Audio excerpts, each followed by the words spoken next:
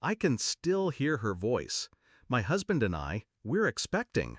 Except he wasn't hers, he was mine. It happened at my birthday dinner of all nights.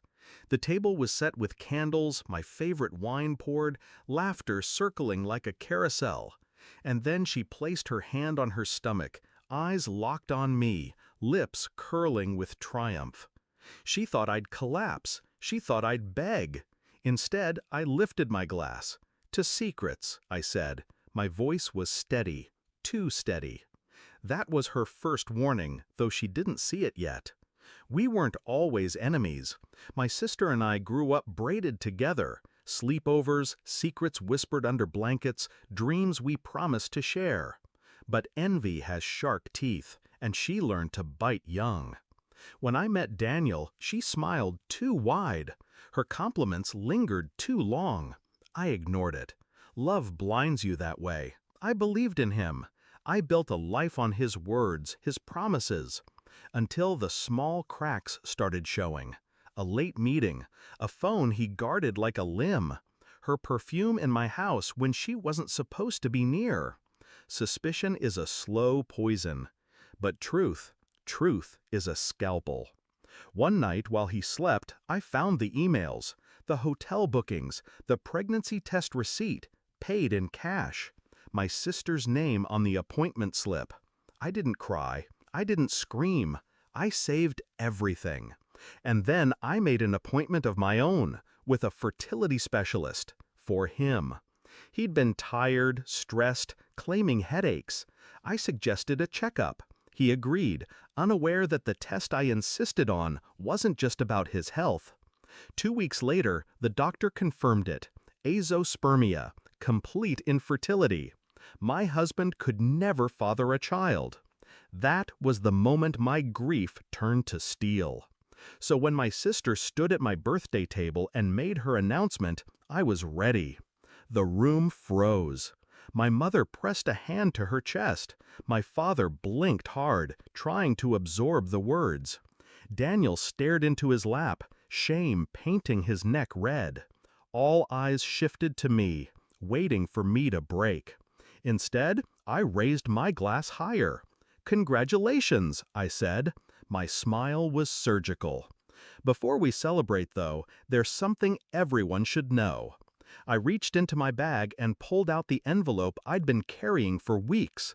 The test results, signed, sealed, undeniable.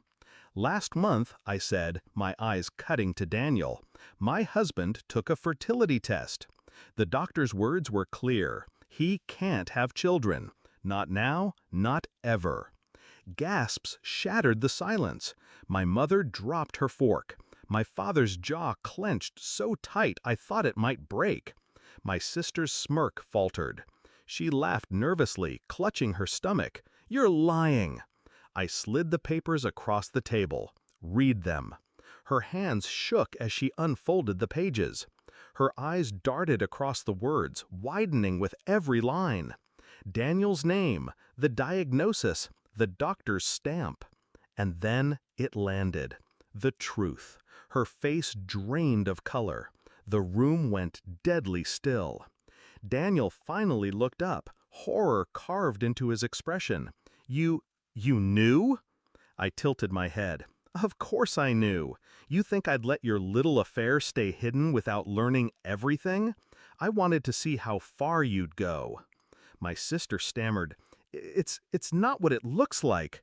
But the evidence was iron. She wasn't carrying his child, she was carrying someone else's. And in front of our family, her perfect lie disintegrated. The whispers started, my mother's sob, my father's disgust, Daniel's silence, heavy with the weight of exposure. And me? I sat there, calm, untouched, sipping my wine while their world collapsed. In the weeks that followed, the fallout spread like fire. Daniel moved out, stripped of his dignity, his family's respect evaporated. Divorce papers slid across his desk, my lawyer ensuring every asset tilted in my favor. He didn't fight. How could he? His betrayal had been public, undeniable. My sister fared worse. Her pregnancy became a scarlet letter. The father, whoever he was, didn't claim her. Our parents turned cold, ashamed of the daughter who tried to gut her own blood on her birthday. She thought she'd taken everything from me. Instead, she lost it all. Her reputation, her place in the family, the man she thought would save her. And me?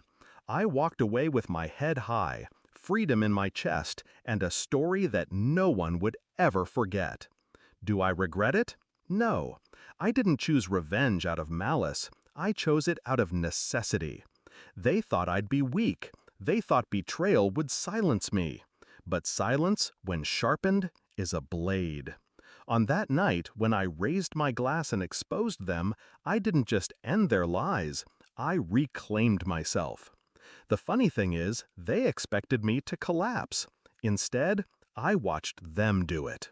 And I'll never forget the sound of glass breaking against tile, the echo of their downfall, while I tasted the sweetest sip of wine I've ever had.